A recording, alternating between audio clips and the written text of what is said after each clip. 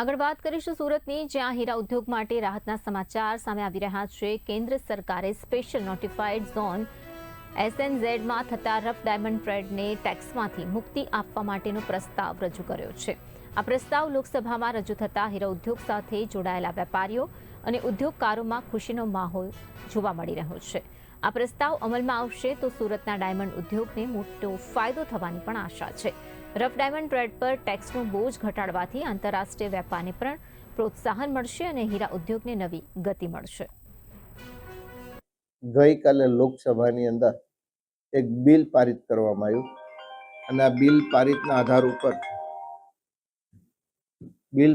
આધાર ઉપર હવે ડાયમંડ ઇન્ડસ્ટ્રીને ખૂબ મોટો આમાં બેનિફિટ થશે।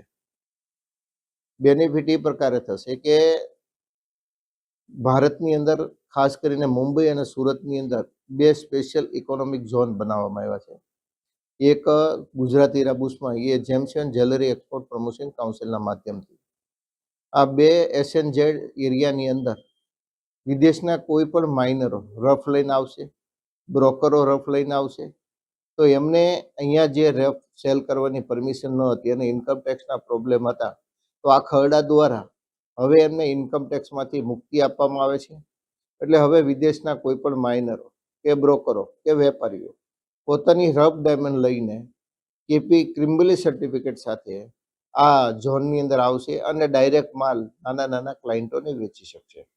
આનો મોટો બેનિફિટ MSME સેક્ટરના નાના માણસોને ખૂબ મોટો થશે કે જે લોકો સાઉથ આફ્રિકા નહોતા જઈ શકતા, દુબઈ નહોતા જઈ શકતા, બેલ્જિયમ નહોતા જઈ શકતા અને એમને ડાયરેક્ટ રફ ઓફ સોર્સિસનો માર્જિન નહોતો, પરંતુ આ નિર્ણયના કારણે આ ઇન્ડસ્ટ્રીના પાયાના મેન્યુફેક્ચરર સુધીના લોકોને આ નિર્ણયથી અમને મોટો બેનિફિટ થવાનો છે અને 2041 સુધી આ જે કાંઈ આજે બિલ ગઈકાલે પાસ કરવામાં આવ્યું છે એ રાજ્યસભામાં જશે। રાજ્યસભામાંથી રાષ્ટ્રપતિને પાસે જાય અને ત્યારે 1 તારીખ એટલે 1 ડિસેમ્બર એવું કંઈક ડેટ આપી છે, ત્યારથી આ કાયદો